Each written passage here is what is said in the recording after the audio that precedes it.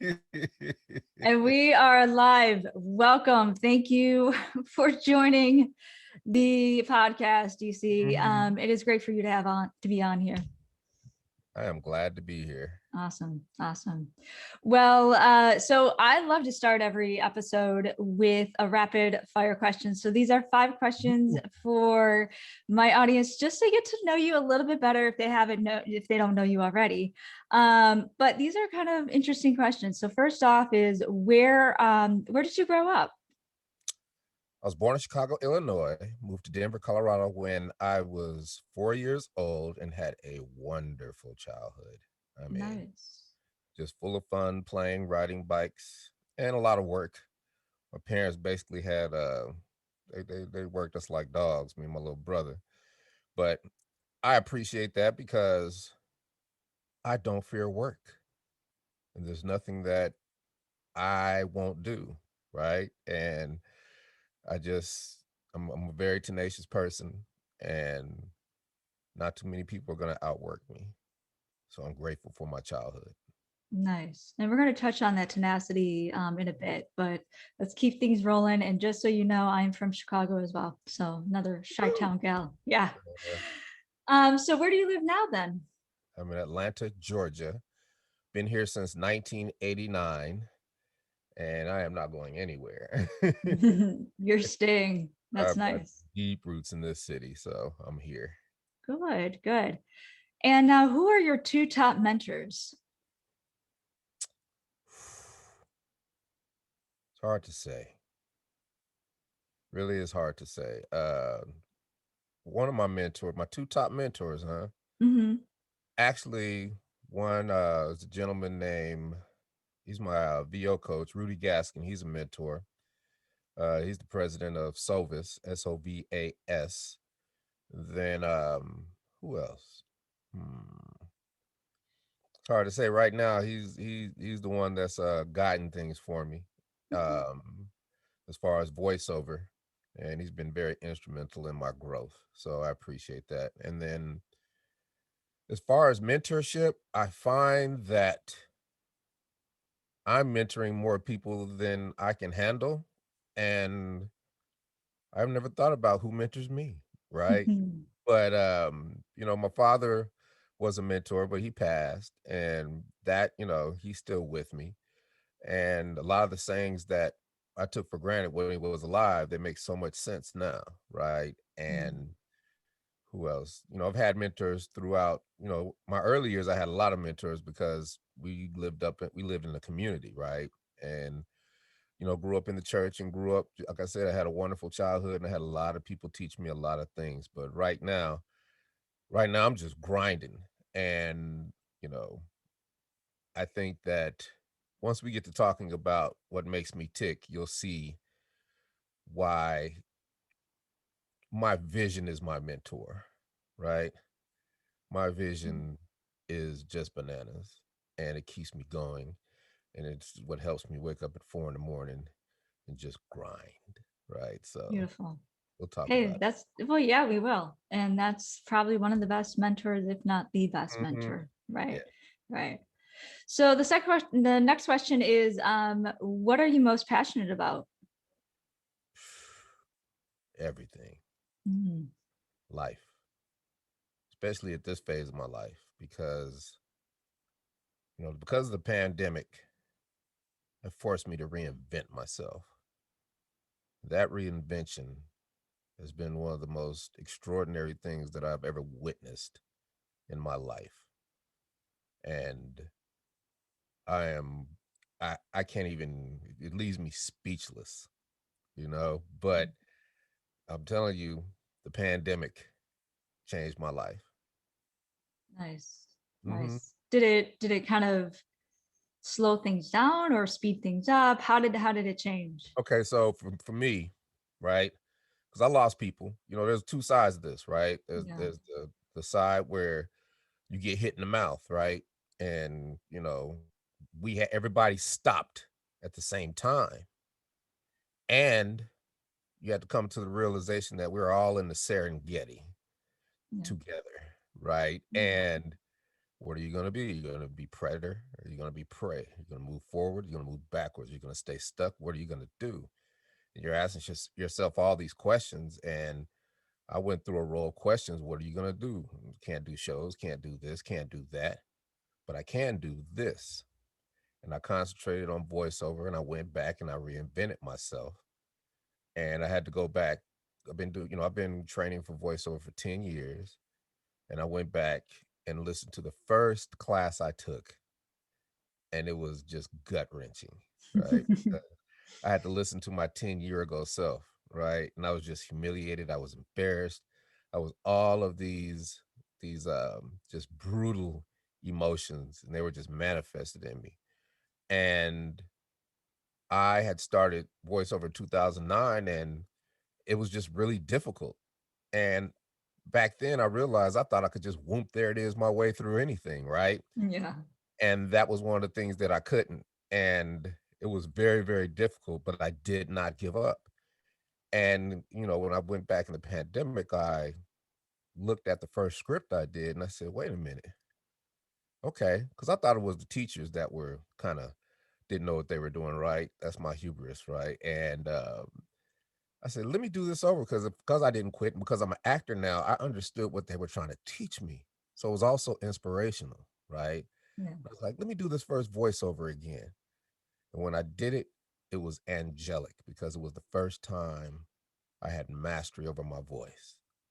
And I went through 42-hour sessions, just took notes, categorized them. Um, and it made me so much better that I signed last week one of the biggest voiceover agencies in the country. And Congratulations. I've been booking like crazy, right? Yeah. And, you know, even back then, I was booking, at a steady clip because I reinvented myself. So that's why it was so critical for that to happen to me. But once that opened up, everything opened up. Mm. And shot my first movie, shot my second movie, uh, did a Christmas campaign for um, public supermarkets. Then I booked a House of Pain um, Tyler Perry House of Pain show, and then here comes Geico. Right. So 2020 was the best year of my life, and I can honestly say that. I Yeah. told my brother at the beginning of Geico, I said this will be bigger than anything I've ever done. He was like, "No, man, whoop, there it is." I was like, "Nope." I said this will be the biggest thing that I've ever done, and it's proven to be. Yeah. Yeah, Yeah. Nice. yeah. Nice. Yeah. 2020 either hurts or helps you, and it Hmm. obviously helps you. Yeah. So last question of this supposedly rapid question. What is your superpower? Me. Yes. Put a cape on. Yeah. Me, because I don't quit. I play offense, and I don't think about it. I just do it. Nice. And you got to have that. And I'm just as lazy as everybody. Just as lazy, probably lazier, but I do it anyway because it got to be done. And the quicker I get it done, the faster I can get to where I want to be. Right. So, Nobody's going to do it for you. So you got to do it at yourself. all, Yeah. at all. So, Nice. if you say superpower, tenacity, steadfastness, perseverance, and innovation. Because I have a technique called learn how to learn, right? Yeah. It's just not good enough to learn. You have to learn how to learn. Yeah. And when you have tactics that you can learn things that might seem difficult to you if you're just thinking one dimensional, then your world opens up in ways that just can't even be explained. Like you're just like, oh my gosh, all I had to do was think different. All I had to do was do this. And it happens every day. It happens for me every day. Yeah. Pretty much every time I do a podcast or interview, it happens because that's why I do so many of these. Because the more I talk, the more I learn, and the more ideas are just floating around and those ideas become reality, right? Right. And while I'm doing that, hopefully I inspire one or two people to just try to be better than they were the day before.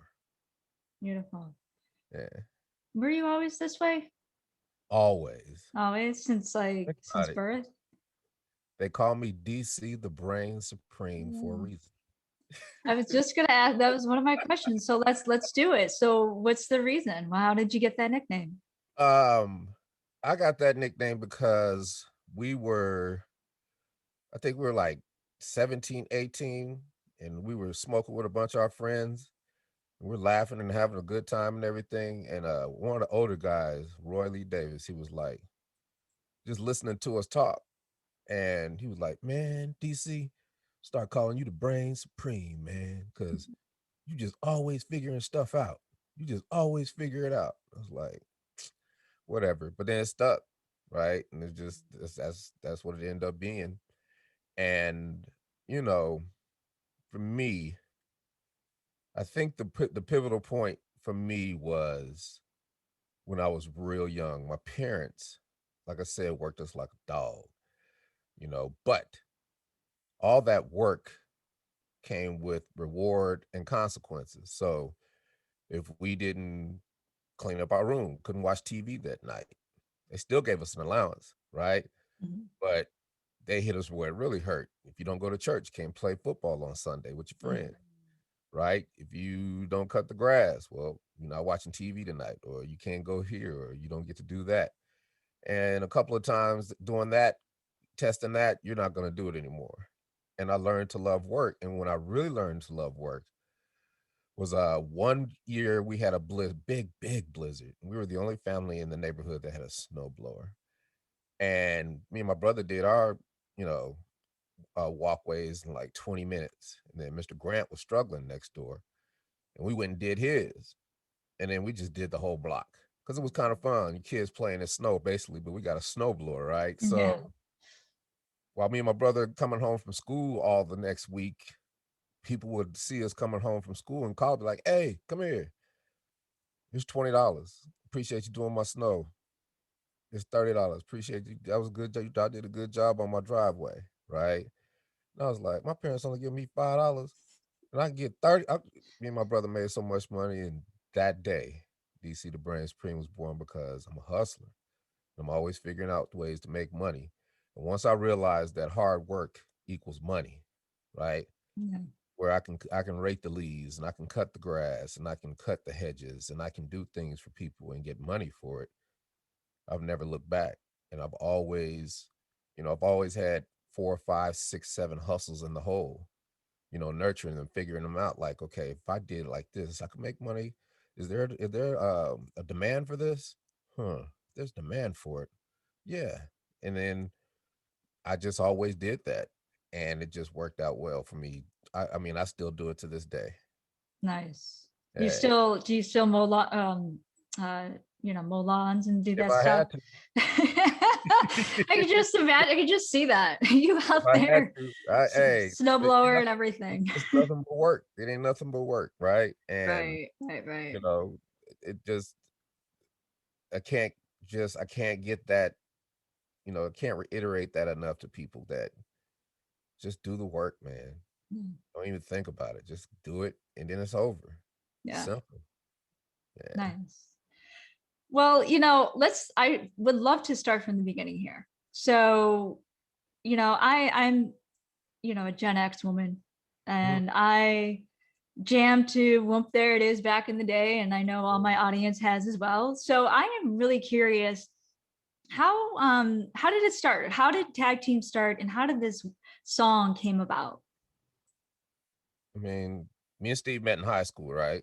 And the only reason we really met and became cool is because both our last names start with a G and we were in homeroom. We sat next to each other.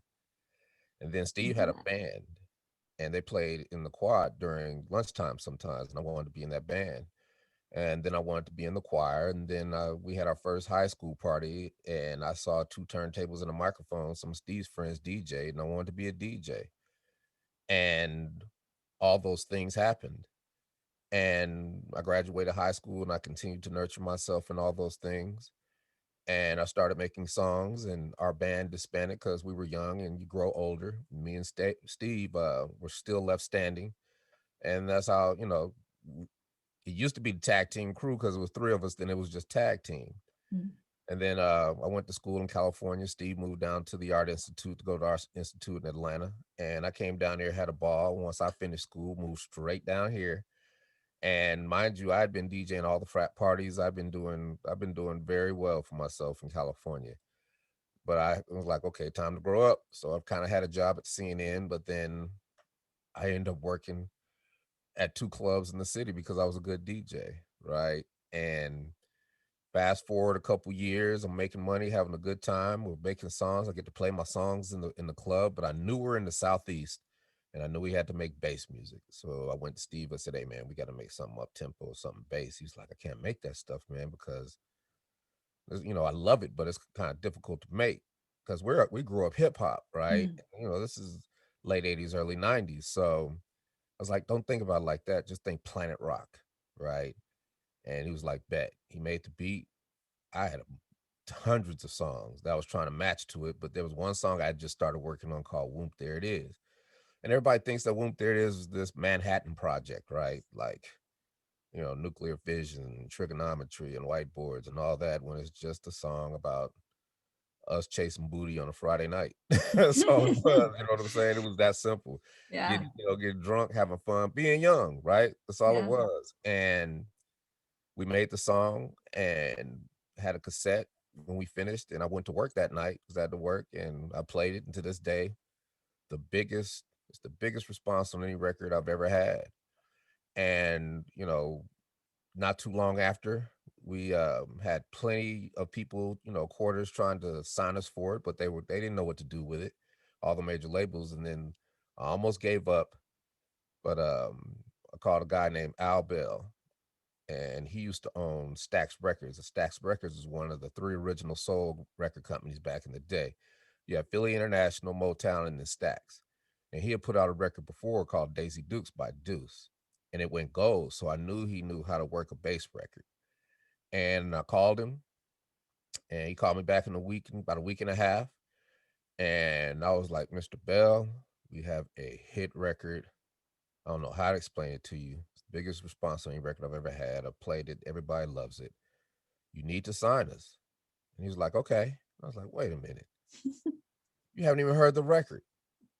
And he was like, "I don't have to hear the record, brother. I hear it in your spirit." I was like, "Whoa, that's deep." And he was like, "Let's agree and get this thing moving." And hey, I gave my 2 weeks at Magic City. It's a club I was at. Signed a messed up record deal, and we were platinum in a month and a half. Sweet. Yeah. Love it. Love it. So, to add on to that, this song obviously is everywhere. It's in all Mhm. these movies, all these TV shows, everywhere. What does it feel like to have such a hit song? Nothing. Nothing. You Right. just keep going. You're just gonna keep grinding, keep going. I've never been a rah-rah dude because I've always been a DJ, right? Okay. So this was nothing new for me as far as popularity or as far as, it felt great as an accomplishment, but I've never wanted to be a star. I've never wanted to be, well, okay, look, I'm not going to say I've never wanted to be a star, but because I was a DJ and I watched how stars acted, and I watched them come in and treat people like crap. And then when their record's not hot anymore, or when they're not in the limelight anymore, I watched those same people that they treat like crap revel in their demise, and they never come back. And I vowed to never be that person because it just used to just rub me the wrong way. Mm. So I've always been just low key. I could care less about being a star. Even now, I've always been like this. And I let other people talk about me. You'll never hear me talk about myself. And, you know, to this day, like last week, we had a show in Shreveport, Louisiana, and I'm in the middle of this casino, and nobody knows who I am. Nobody knows me. And it's beautiful because not because they don't recognize me, it's because it's how I carry myself, right? Mhm. If you carry yourself like a regular person, people not gonna run up on you like a star. Right. They might assume, but they're not gonna act. They're not gonna act like they act if you act like a star. It's a Right. difference. And if somebody comes up to me, I just talk to them. Hey, what's going on? Boom, boom, boom, and keep it moving, right? So I've always been accessible. I've always been, just low key because it's funny because everybody that talks to me, we don't even talk about tag team. We get talking about life and all the hustle and all the inspiration and all the motivation. That's what I bring to the table. So, you know, I it feels good, of course, right? But, my father sat me down when Whoomp There It Is first came out and he said, I'm proud of you, but, you know, don't chase it because this will end. Don't chase that ghost. Don't chase the ghost of fame, because when I was young, I watched all my friends have Cadillacs and all the girls and stuff, and it just burned me up. But you know, I stayed in school and I did what I was supposed to do, and now I have all the Cadillacs and they're broke, right? So I always remembered that. I always remember, especially how he Yeah. said it to me. But at the time I was like, man, Dad, I'm a rapper. I'm gonna live forever, right? Make hit record after hit record, and that part of it was a slap in the face because it doesn't work like that. But I take full responsibility for all those mistakes I made back in the day, and I have corrected them. That's the beauty of life. There are no mistakes. There are no Nice. lost opportunities. You can correct all of that, right? And I didn't realize that I had been doing that my whole life until the pandemic. Because think about it, there are things in life that we beat ourselves up about, right? People that we used to mess with, things that missed opportunities, mistakes we've made, all these things can be corrected. Just have to do it. And that's what I've done. I used to beat myself up because I taught Mickey Mouse and Minnie Mouse how to rap. We did a record with Disney called Whoomp There It Went. And that was the beginning of my voiceover career, and I didn't even know it. And I always beat myself up because I'm like, oh my gosh, I could have been doing voiceover, but sometimes in life we aren't ready, right? And I wasn't ready.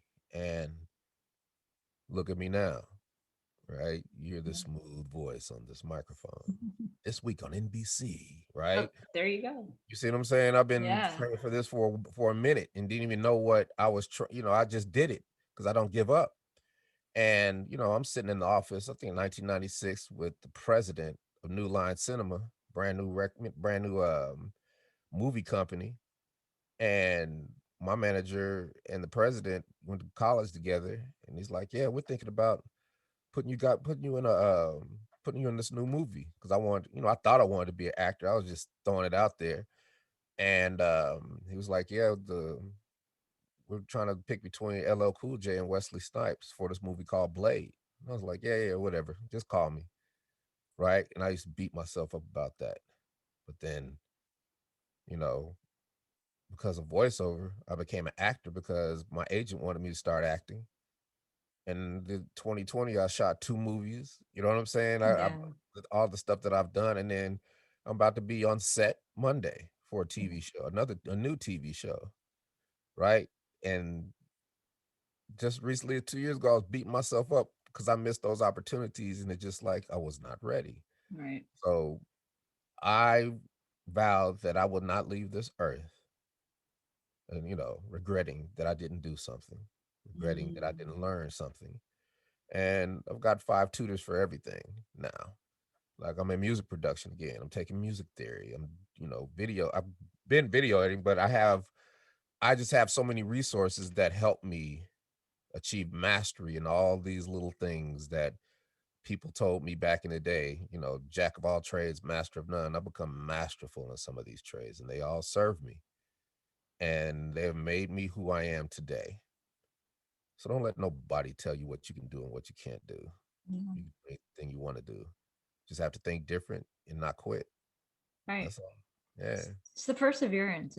And you're completely right. Life either gives you lessons or, it's all about lessons, and timing. So it's not giving up Yeah. And it's taking those rejections and it's taking them as like wins for yourself for the next time, is Yeah. lessons learning. So yeah, and it's and you know, you're completely right. If you stopped, what would you be doing today? Yeah. I You never know, would you have known. Right. And right. it's just that's why I've never stopped. And even, the things that didn't quite go my way that I went to fruition with, sometimes that happens. But there's always, you drop a bomb, there's collateral damage. Yeah. But I call it, if you do something and it didn't quite turn out, but there are collateral sprinkles, right? There's a Mhm. good side of something that you did too. And you just have to look at that. So everything is for a reason. You learn things about it. And that's kind of one of the things that I've done my whole life is that I am always trying to learn because, when I was a DJ, I wasn't just a DJ. I was your sound guy. I was your light tech. I did your flyers. I did all your graphics. I did your voiceover for your radio commercials. I did your voiceover for your television. I did your television commercials. I edited your audio for your voiceover. I was a fashion photographer. I learned how to retouch. I took pictures of all the girls. I got you in the magazines. I learned how to do all these things and I made myself invaluable, Yeah. right? And Right. I tell that story all the time because you have to be invaluable, not because you're trying to keep a job or you're trying you want to be invaluable because the more you learn on somebody else's dime, that's you're helping yourself and you're getting paid for it. Right. So if you're in a dead end job, it's not a dead end job. What can you do to be invaluable? What extra can you do? See, people think they're in a dead end job, but they're not willing to do the extra just to do it. Right. They want to do the bare minimum and get paid more for it, right? Right. Mhm. Instead of saying, okay, what does this company really do? And what can I learn from this company? So could I possibly start learning HR? Could I possibly start learning this part of this company? Could I learn every facet of that company? So when you do leave, or if you don't, or whatever you do, you're more prepared when you left than you would have been if you didn't try to make yourself invaluable. Right. Those are the tools that build, when you're a kid, your tool belt. And then when, you get a little older, your toolbox. And now I have a tool shed. Actually, I got Home Depot is not. I got an Ace Hardware. That's what I got. I got an Ace Hardware full of tools that serve me. And people come into my tool store every day and they're like, wow, what's that for? What's that for? And all those tools are, tactics to help me figure out solutions. Yeah. You know what I'm saying? And I have tons of them. So I don't look at the glass half empty. I look at the glass half full always. Yeah. And it just keeps you in a different frame of thinking, right? Yeah. Now, all this is easier said than done, right? But it's how it has to be if you're going to success. You're going to succeed in what you want to do. If you want to live your dreams and live your life and get the things that you think you deserve. So So that's I'm what I'm. curious now. Do you wake up like happy? Like, I mean, do you wake up and just ready to, take on the day, or does it take a little bit for you to kind of get going? And I wake up at 4 o'clock and can't wait to get over here. Okay. Because I know I got work to do, right? I'm Nice. doing 15 things at once, right? Just today, I've done SEO research for my new website. I've taken care of my calendar and set up another 15 podcasts for the summer. Uh, bought travel tickets and did the logistics for this little tour we're about to go on. Started working on 3 voiceover you know, auditions I got due Monday. Getting ready to put together my Cameo portal because I was Cameo for a little while, but I'm gonna jump back on Cameo again, and then just whatever else the day brings. Right? Yeah. I got a list of things, and if I go in the rabbit hole on something, I'll look at that list and start the first thing and just finish one thing, then go to the next thing, finish the next thing, then go to the next thing, finish the next thing. Mm. By the end of the day, you don't finish that whole list, right? And still want to do more things. So I'm working on schema markup, right? I'm like now I'm about to get nerdy with it because it's like It's all good. the key to see everybody wants to be successful, but one of the keys to my success is being able to be found, right? That comes from searching. The easiest way to be found is not social media, it's Mm, search engine optimization, right? Because if I'm put together a site and I do voiceover, I better be on the first page of voiceover so the world can see me that I do that. I better be on the first page of, automatic dialogue recording.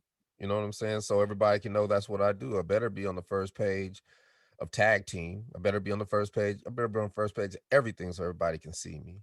And it took me 10 years to learn that. Because back in the mhm, day, 10 years ago, you type in tag team, it was all wrestling. mhm. Yeah, Type in tag team now, it's all yeah, tag team, yeah, right? So it's a moving target. It's difficult, but I learned it, and now I can do my own. I can do my own thing, and I can teach it to somebody else. So if I need to outsource it, I have a team, right? But I love the slop. You know what I mean? I mhm, love getting in there and like, okay, this is hard. This is going. How can I figure this out? How can I make this more efficient? How can I really take advantage of the power of the internet? nice. And that's just a fourth of what I do every day, right? Yeah. And I- it- to me, everybody's like, DC, when do you sleep? You gotta have balance in your life. You gotta have this. You gotta have that. It's like, look, I started working. I started as a DJ when I was a kid. Okay, I've always had a job. I've always had money. I've always been a popular DJ. When I got to Atlanta, I worked in one of the greatest, the most one of the greatest strip clubs in the history of mankind, and I did it for 30 years. I Mm, worked in all the club for 30 years. I've been all over the world. I've been a rock star. I've done it all. What more can I do that will give me balance in my life? Right? yeah, What I'm doing now. That's yeah, the balance of knowing what other people don't, of understanding who I am, and then talking to everybody about it and helping others get where they want to go just by a conversation. Right? So people don't know what the hell they talking about. know, yeah, 'Cause I mean, I get enough sleep. Everybody thinks I go to bed at 10 o'clock, wake up at 4. I get enough sleep. yeah, I try to eat right. I go work. I go to the gym. I do everything I'm supposed to do. Go to the doctor. Got good health insurance. I keep it moving. Right. I yeah, know how to monitor myself. I know how to, I do my own bookkeeping. Right. I do all the things that help me be efficient. right. And I think that started because it was 2000. I was in this real self help kick. I was just taking in everything. Robert T. Kiyosaki, Anthony Robbins, all of it, right? And the one thing I got from it, there's only a couple things I got from it, because it all starts sounding the same, and then it all goes in one ear and out the other, and you just little residual pieces sticking to your brain, and some of them residual pieces become habits that can help you. One of the habits is I started running my life like a corporation. So I just act like DC's a corporation. How am I going to run my business? And I just started, and I started CLG Investments Inc. And I wanted to be in finance, and I became a licensed commodities broker. And then I wanted to have a hedge fund, and didn't know what a hedge fund was. So I was like, well, let me find a hedge fund manager because I can get all the stars, I can get all the athletes, I can have a lot of money in under my control, but I don't know what a hedge fund is. And this is where these tactics come into play. This is where my learn how to learn comes into play. I start calling people, and now you asked me earlier, how does it feel to have a hit record and all that? And it's like feels like nothing until I want to use it, right? Mhm, yeah, And so I'm calling hedge fund managers, and I'm saying, hey, I need management for my hedge fund, and it's like, well, what's it called, or who are you? And I'm like, well, I'm DC, the Brain Supreme Attack Team. I make the song called "Whoomp There It Is," and I have a lot of money under management, and I need some help. What? Really? Okay, cool. I'm like, can I get a meeting? Yeah, sure. So I got meetings in New York, LA, San Francisco, and Vegas. The first meetings in Vegas. fly out to Vegas, this big boardroom with all these people. Mind you, I don't know what the hell a hedge fund or how it works or anything. And I'm like, we get all the pleasantries. I'm like, so why should I let you guys manage my hedge fund? And they just, DC, because of this, and our returns are like this, and we do this, and we diversify like this, and we can help you with this and this and that, and set this up, and boom, boom, boom. And what they don't realize is while they're pitching me, they're teaching me. Mm-hmm. And Yes. I do that all the time.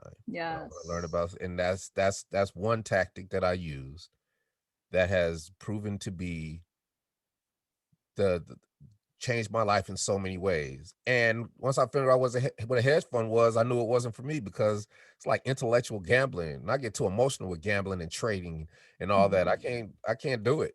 There's some things that can't be done. But collateral sprinkles are that 2000, I would watch CNBC and didn't know what the heck they was talking about.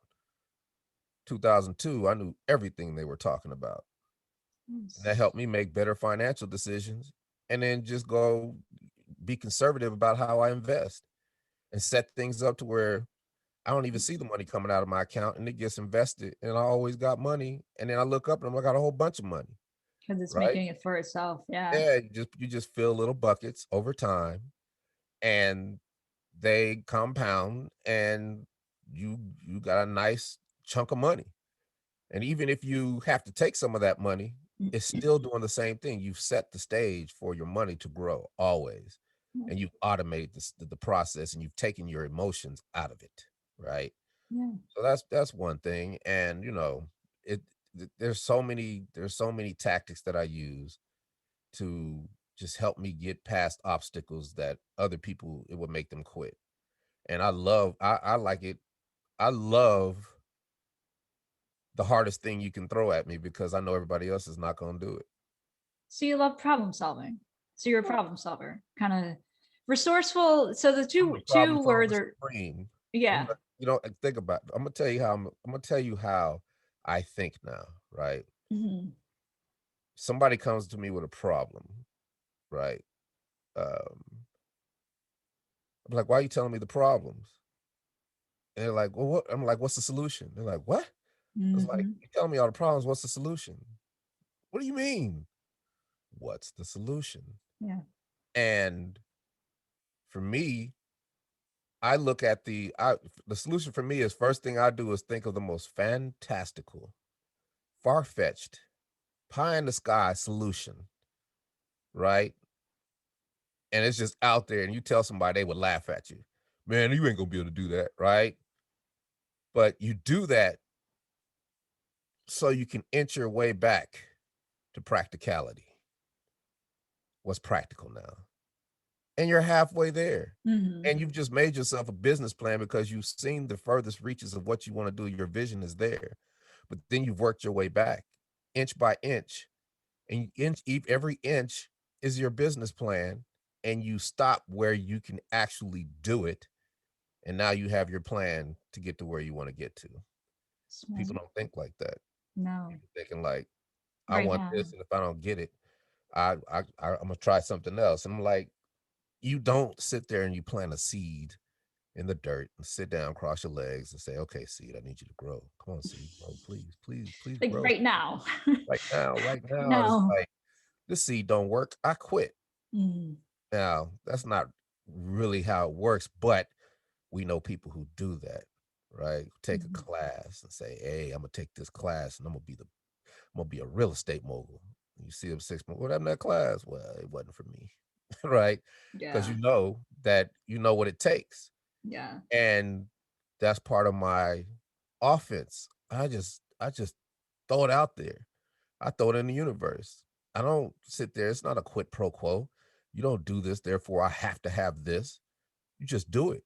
Throw it out there. And what I realized that I've laid so many seeds in my life that I stand before you now in a forest of opportunity. And I've never imagined it this way, right? And there are so many opportunities in front of me now. Everybody, I tell people what I'm doing. They're like, and then, the traditionalists, they'll say, man, DC, you can't possibly do all that. And I'm like, you know what? You're right.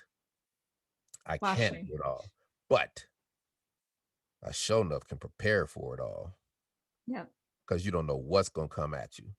And that's the fun, is the preparation for all the things that you can foresee and you can see your vision, right? And that is half the battle, because if somebody comes to you with an opportunity and you've prepared a little bit for it, at least you're not blindsided by it, and you can at least attempt to have you can at least to attempt to give a good faith effort to try to make that thing happen for you and take advantage of that opportunity. And that's what happens. There are things everybody's like, why are you doing that? Why? You need to concentrate on one thing. It's like, no, I don't. I've spent a lifetime hearing everybody tell me I need to concentrate on one thing. And if I concentrate on one thing, I wouldn't be sitting here with, with the best year of my life, with a Geico commercial that is going to go down as one of the greatest commercials in the history of television. And I'm not saying that. That's what everybody keeps telling me. And I'm like, you're Yeah. tripping, right? But everybody keeps telling me that. So I'm not gonna rain on their parade, because that commercial has brought so many people joy. And they love that commercial. We're gonna win awards for that commercial. That commercial's not going anywhere. And I wouldn't change nothing, because if it ended now, tag team started strong, tag team ended strong. Right. Yeah. And, people don't even know, the music industry side doesn't even know I act and do voiceover, and the voiceover acting side doesn't know I'm Whoomp There It Is. I get everything on the strength. I earn everything. People see me because of my work ethic. That's another tactic, right? You let people see you hustle, right? If I want to get in front of casting directors on Facebook, I don't, hey, I'm an actor. Put me on, right? I do things to let them see me hustle and get in front of them. They're like, hey, who's that? Hey, I like that. Oh, okay. I throw things out in the universe. I let people see me hustle, and it comes back to me. Maybe not now, maybe not later, maybe not ever, but it's been coming back to me lately. Yeah. There's three things I would love to talk to you about today. Yeah. What? Can't, because I'm under a non-disclosure agreement. Mm. You see what I'm saying? Yeah. Yeah. That's when, like, you're gonna see things in the next couple of years. You're gonna be like, I remember talking to him on a Saturday morning. He told me, hey, it is Nice. what it is, I know. I and, know. and so if somebody talks to me about balance and I need this and I need that, I'm like, you don't even understand who you're talking to. Well, they don't know. I mean, they only know for themselves and what Yeah. they and their limitations. So why And are they, hey, I can only control what I do, right? I can't right, control what other people do and how they think or what they feel. right. I got enough problems keeping I'll get this dude to sit on my shoulder, right? I call him Monsieur Saboteur. Right? Nice. Monsieur Saboteur. I'm laying in the bed. He's like, let me get up and go to the gym. Nah, man, we don't need to go to the gym today, man. Forget that, man. Nah, man, we going to the gym. Me and Mr. Saboteur having an argument. Man, why we gotta go to the gym, man? Man, just let's get up, get dressed. All right, now I'm at the door. Okay, got my keys, about to get in the car. Man, we don't need to go to the gym today, man. What hey, let's go to Wendy's. Man, quit tripping. We going to the gym. Sitting in front of the gym. Man, we don't need to go in there. Okay, if we gonna go in, we only gonna do about 10 minutes, okay? Dude, I'm going to work out. And then all of a sudden, poof, Mr. Saboteur is gone. I'm in the gym. I done worked out. I'm sitting in the truck afterward. And the only thing I can say to myself is, damn, I'm glad I went to the gym. Right? You Mhm. do it Yeah. anyway. Fight through it. You Yeah. fight through all that. And you do it slow. I do it real slow. You said, like, what gets you up? You said, what gets you up in the morning? Right? Mhm. Yeah. Getting up slow. Just getting up, sitting at the edge of the bed. All right, let's go. Yeah. And jump up, make my coffee. You know what I mean? Get ready. Yeah. Come over here and grind. Or I'll just jump up and just just put my gym stuff on and go straight to the gym. Yeah. Because once I get there, I know I'm gonna have, I know I'm gonna do my routine. And because I'm a little older, I don't have to. I'm not trying to impress anybody in the gym. I do all lightweight, but I just do heavy reps, Mhm. right? And I get a good sweat in, the heart rate is up, and I'm done. You feel great after. I mean, Feel it's great that, after, and yeah, it's it that sets the feeling. tone for a lot of things in your life. So if you do fall off, or if you do eat bad, whatever, at least you went to the gym. You know what I mean? Certain things can, you can always get back on eating correct. Because I lost 100 pounds a couple years ago, like Nice. because I had to, but I didn't have to, but I just got tired, right? Mhm. And it was getting unhealthy. I'm getting older, and a lot of friends of mine in their, early 50s having heart attacks. I'm like, okay, I'm not going out like that. And I saw myself on stage. Somebody did a Facebook of me on stage when and I had, back issues, and I had to have back surgery and all that. And I was just like, you know what? Let me do this. And I figured out how to do it. Mhm. Did keto, and it was hard. But then what I did is I re-engineered food, right? I wasn't eating rice cakes and none of that. I ate everything I wanted to eat. I just didn't eat no carbs, Mhm. right? So if it's like, don't eat no carbs, but you can eat everything else in the world, you'd be amazed at how much weight you lose when you don't have no sugar and no carbs in your system, because your source of energy is the fat. It's the fat. And now Mhm. the fat becomes the energy, and then the fat cells open up, and then you just drop weight. I was looking like a Shar-Pei dog. I had to slow down. I really was. It was just I was all skin, and I was just like, "Oh my Oh god, my I'm about to have God. surgery and everything." That's why I was still working out, so Mhm. working out tightened it back up, and then the pandemic happened, and then I gained like 40 back, but now I'm in a lifestyle that if I have to lose weight, I'm You gonna be can. healthy. I know what to do, and I just Yeah. have to, just when I just buckle down, because I still cook keto. Nice. I haven't had pasta. I can't remember the last. I haven't had pasta in 3 years. Mm. So there's certain Yeah. things, there's a couple things that, will slip through the cracks, but all the main stuff like pasta and bread and all that stuff, nah, I don't need it. Because I use low carb tortilla for my bread, and that's only 4 grams of carbs. You can have 20 a day when you're on a stringent keto diet, Right. right? So I find I've re-engineered food. I just make little pockets. You know what I mean? I can make gyro quesadilla. I can make a pastrami quesadilla, right? I can still have fried chicken because I fried in olive oil, Mhm. and I use a tablespoon of cornstarch, which is only 4 grams of carbs, and it's just like fried chicken, like those Mm. real good crispy Chinese chicken wings. That's Yeah. what it tastes like. Mhm. That with a salad, do that every day. So you made it work for you. You made You it have to. You have creative. You yeah, have to. because you're thinking about what you missed instead of saying, okay, what has it in it, what doesn't, Mhm. and you just have to find the best ingredients, right?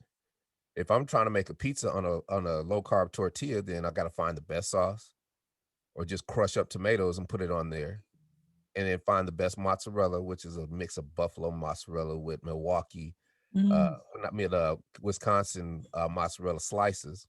Yeah. Then you got Italian sausage and pepperoni. Oh, And don't tell my husband that.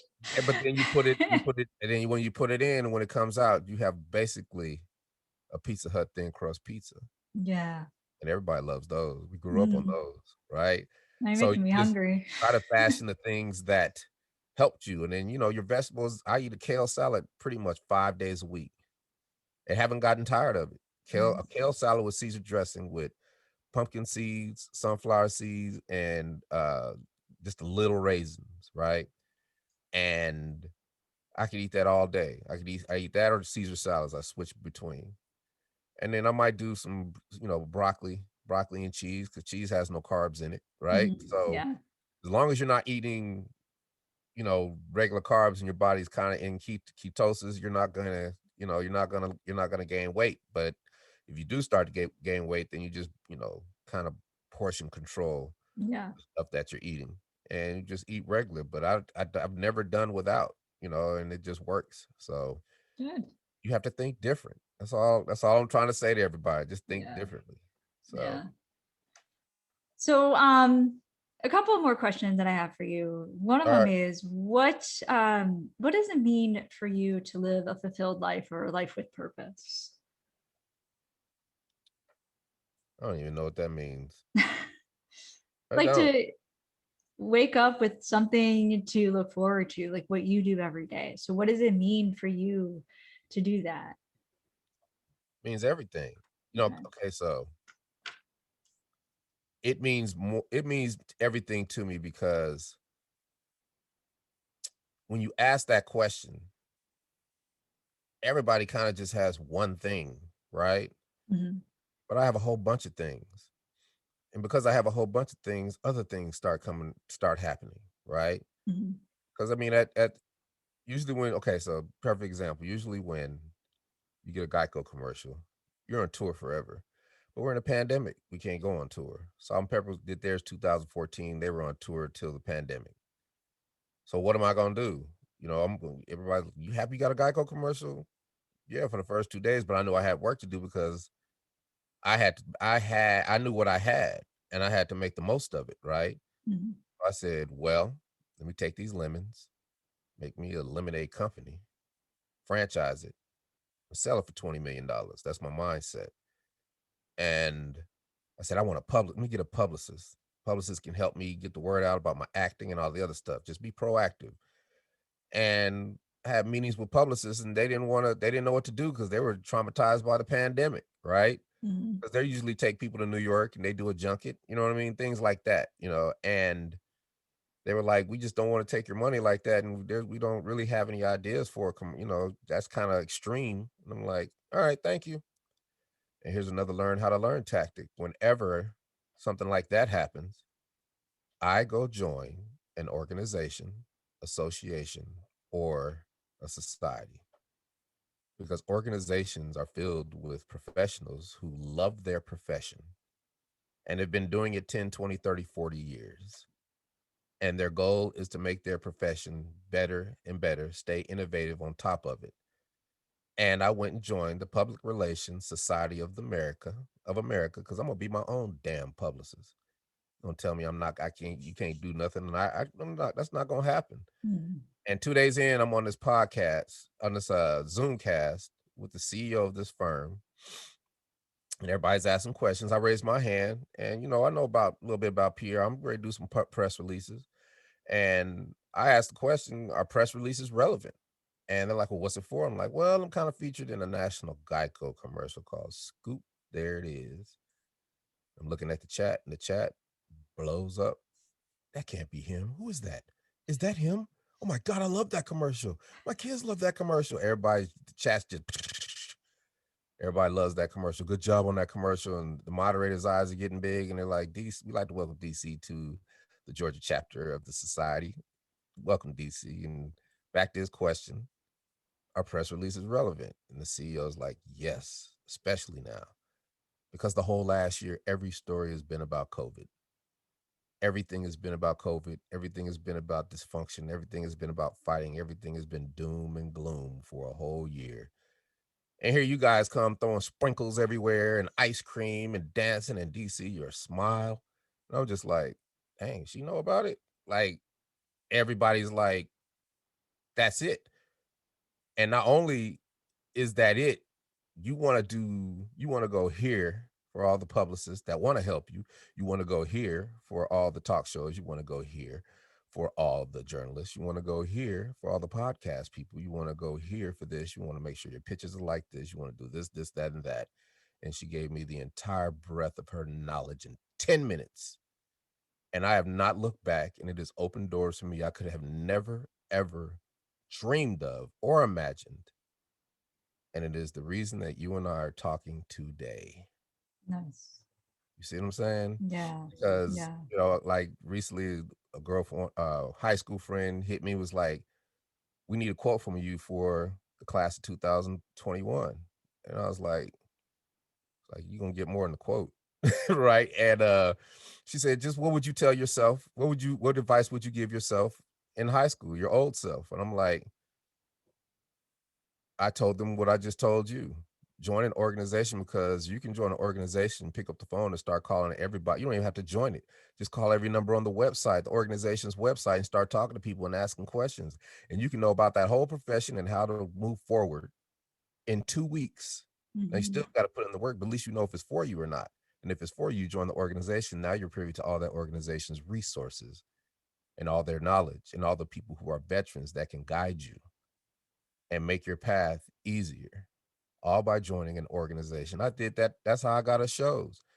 2016, 2017, everybody's like, I'm like, I want to go on tour again. Because we always do shows, but I want to go on tour again. And they're like, well, DC, you only got one song.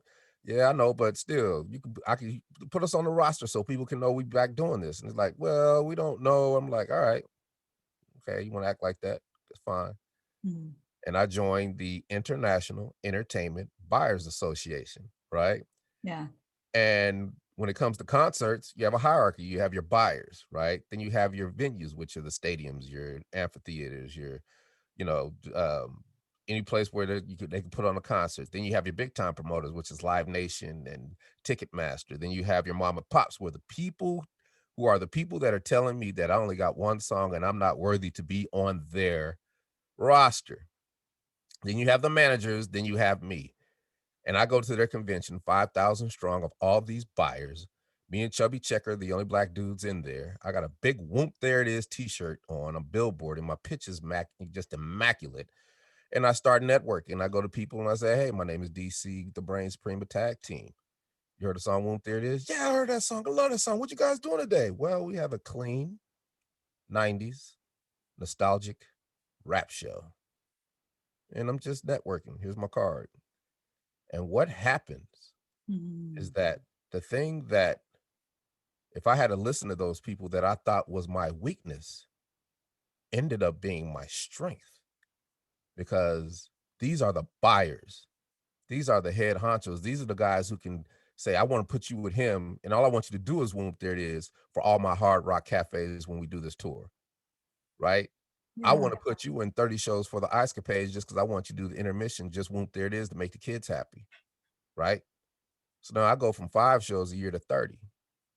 All because of my hustle, because I didn't give up and I played offense, right? And that's what I do. And the PR thing just opened up doors for me, because it was the Wednesday before the Super Bowl. I dropped the first press release, and that Friday I'm on the Dan Patrick Show, Wow. right? National sports show, and everybody just loving it, seeing tag team. A week and a half later, I'm on Tamron Hall Show, ABC Daytime. The whole world's watching me. All because I dropped a press release. Yeah. And then we Wow. just 2 weeks ago, we were the Grand Marshals of the Talladega 500 NASCAR. I drop another press release because press releases only work. Well, they work, but people think that if I drop a press release, my company's going to be on their way. No, it don't work like that. Press releases work if you got a good title and you got a good story. Yeah. And I dropped a press release a couple weeks ago I didn't want to miss that opportunity. And what I realized, that the press release is a Trojan horse for me. And now I get to throw out all my dreams and desires in a press release, and 300 entities picked it up. And now the whole world is reading about me in a press release, saying, wait, he does voiceover? He does acting too? Really? He's going to be in this movie and that movie? He's on a TV show. Oh my God, he just signed with them? Oh, really? Call his agent, right? Yeah. Because you Yeah. throw things out there. So my hustle game and my hustle tactics are bananas, because I don't care. I don't even know how I do it, but I just think solutions, and you got to have control over your emotions as well, Yeah. right? You can't, you know. Separate it. I mean, I've just learned the ability to take any negative emotion, fear, envy, despair, hate, anger, put it in my pocket and use it for fuel, Hmm. right? Yeah. If I Yeah. got an audition that I got to have done tomorrow and I need to be angry, well, this works perfect, because me and this girl was arguing last week. She pissed me off. So now I can be there. Right. Yeah. And Channel it. Channel yeah, that yeah, channel it. Now conversation. I don't have to be a character or a caricature. Yeah. The character becomes me, Yeah. and it's real. Right. And I do that all the time. And, that's what keeps me trying to figure stuff out. If I get stuck on something, it might be something little that's holding me back from doing something, but because I can take something, out and don't keep, take my emotions out of it and not quit, it's going to take me about 2, 3 days to figure it out. but the gratification of figuring it out, I don't care how long it takes, is exhilarating because you know you didn't quit. That's more exhilarating than the fact that you didn't quit. Yeah. So I'm different, and you know, all I'm trying to do is just talk to people and just tell them the things I wish somebody had told me when I was a young man. Beautiful. And maybe I can help somebody out and help somebody avoid some of the pitfalls and some of the things that life throw at you, because life don't care. Life gonna throw it at you. If you're prepared, it's nothing. If you don't give up, it's nothing. Just keep going, because there's a lot of good things that life throws at you too, right? And Yeah. you just have to have that mindset. And if you have that mindset, you will be successful. That's beautiful. Yeah. Yeah. Yeah, no, I agree with that. And yeah, you gotta have that mindset and keep telling Mhm. yourself that every day. Keep telling yourself that every single day. That's why I do 4 podcasts every day, because I get to sit here and just So you can spew tell all this. yourself, I have to hold myself accountable. I can't just yeah, sit here and say all the stuff I said right here and then be like, yeah, you know what I mean? I can't just yeah, go back in the room and lay down to bed all day. I can't do that. no, I gotta be this person. But it yeah, helps me, right? It helps yeah, me motivate myself, because I see how, I can see how I am affecting you. You know what I'm saying? yeah.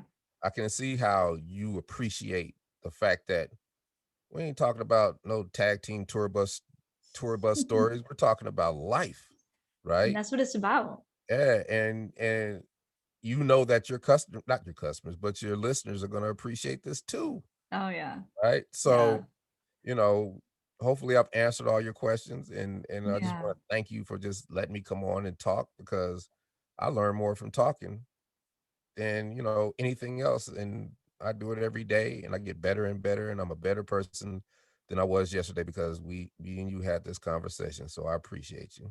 Well, DC, I just want to say the same. I want to acknowledge you Yeah. for you and for your tenacity and for your showing up and for just everything. You're learn to learn.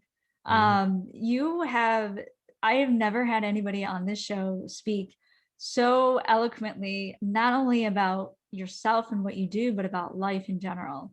And you have dropped some serious nuggets and some wisdom and some inspiration. And I am so grateful that you have, decided to be on the show. So yes, my listeners and I have gotten a lot out of this conversation. So I learned a lot, you learned a lot, and I'm so happy that you're here. So thank you so much. It's all good. It's all good. Awesome. All Oh right. yeah. Yeah. And before I go, I forgot. Sprinkle. Sprinkles. I love it. So when actually, where can people find you? I know you said that you're top of the list in search engines, but just kind of rattle off where my listeners can All like you gotta reach do is out to you. type in DC Glenn, DC the Brain Supreme, Tag Team, Whoomp There It Is, you'll find me. Nice, awesome. All And he's right, gonna be found. That's the whole point, of right? course, of Yeah, if course. you can't That's be why you found, do you what you can't make no do. money. Yeah, exactly. So Nice, it's not that difficult. All right. great. All Cool. right. Well, thanks so much. This has been a pleasure. You have a great day. All You right. too. Thank Thank you. you. Bye.